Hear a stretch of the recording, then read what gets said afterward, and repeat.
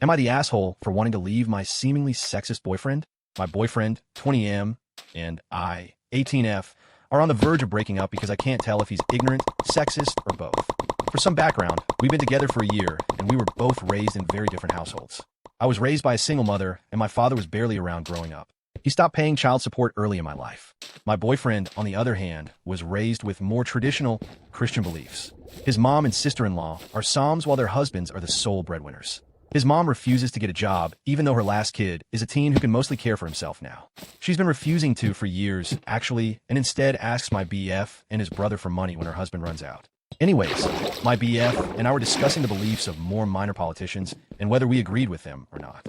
I can't remember the politician's name, but he was sexist. I forget exactly how the conversation went, but my BF ended up saying he believed that women couldn't do better or even as good of a job as men in leadership roles.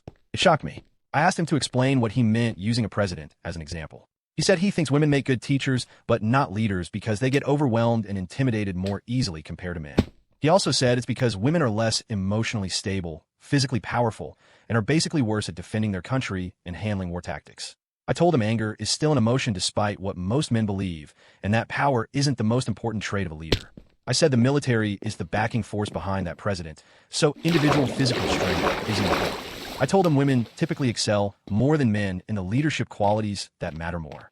For example, organization, emotional intelligence, selflessness, sensitivity, kindness, and self-control.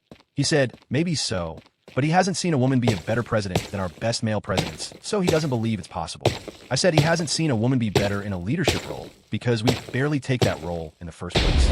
And that's not because men are better at it. It's because people vote biased, whether it's based on race, gender, etc., often disregard a candidate's competence and pay more attention to their words rather than their actions.